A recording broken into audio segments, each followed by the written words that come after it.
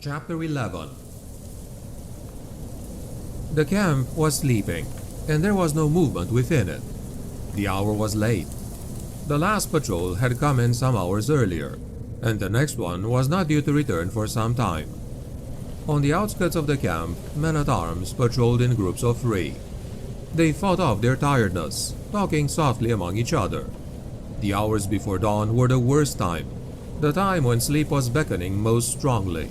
But they knew that they would be whipped till their backs were red if they were caught resting while on guard. For men like them, such a beating was a death sentence. The open wounds would likely fester and become infected, which was a slow and painful way to die. There were fewer guards inside the camp, and they were less vigilant. No one expected the enemy within the camp, and their presence was more a reassurance than anything else. Most were sleeping at their posts, enjoying what rest they could get. One guard, dressed in the red and yellow tabard of Errant, walked between the dark, silent tents. He yawned and looked up at the silver moon. "One more hour, then I'll wake the others," he thought. His yawn was cut short as he spied a dark, hunched shape limping through the mud. Peering through the darkness, he tightened his grip on his polearm and moved to intercept the figure. He stepped in front of it and relaxed a little as he saw it was some hunchback peasant, one of the scores of menial hangers-on that cooked and cleaned for the nobility. "Cold night, isn't it?" whispered the man, grinning inanely up at him.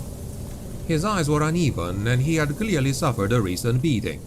He had probably failed to clean a spot of grease on a master's cloak, or some other such minor offense. "It is," said the guard, voice quiet. What's your business here, and sent by one of your men?" whispered the hunchback. "Said you might like a drink." He held up a half-empty wineskin. The sentry's eyes widened, and he hurriedly leant his polearm against the wooden crate and took a long draught. He sighed in appreciation.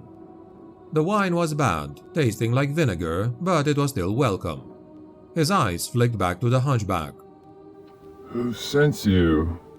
"Oh, I don't know his name, sir." "Are the blonde-haired young men on the eastern perimeter?"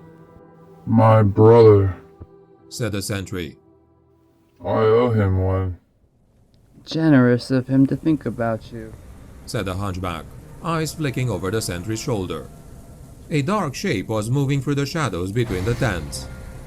The sentry reached into his pocket and rummaged around. "Here," he said, producing half a small bread roll from which weevils and moth maggots hung. "Have this for your trouble."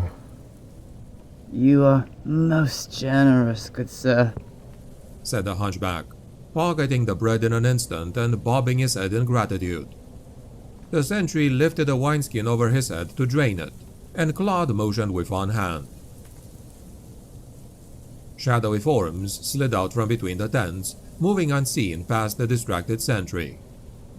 "What's that?" "There." Voice low but filled with alarm. The sentry dropped the wineskin to the ground and spun in the direction that Claude was gesturing towards, turning his back on the hunchback peasant. Claude clamped one thick, hairy hand over the man's mouth and dragged his blade across the sentry's neck, severing the jugular. The man twitched in his arms, and Claude felt hot blood gushing in his hands. He dragged him, awkwardly, back into the darkness, and pushed the man to the ground in the shadow of a tent. He held the hand clamped over his mouth until his twitching stopped, and then stood upright. He grinned as he saw more shapes moving stealthily through the night. With sudden inspiration, Claude bent down and roughly pulled the red and yellow tabard from the dead sentry's body. With awkward movements, he pulled it over his hunched frame and planted the fallen man's iron-rimmed hat on his head. Lastly, he lifted the polearm from where it leant, and then he began to nonchalantly walk towards the tent that bore the red and yellow of the Lord of Bastonne.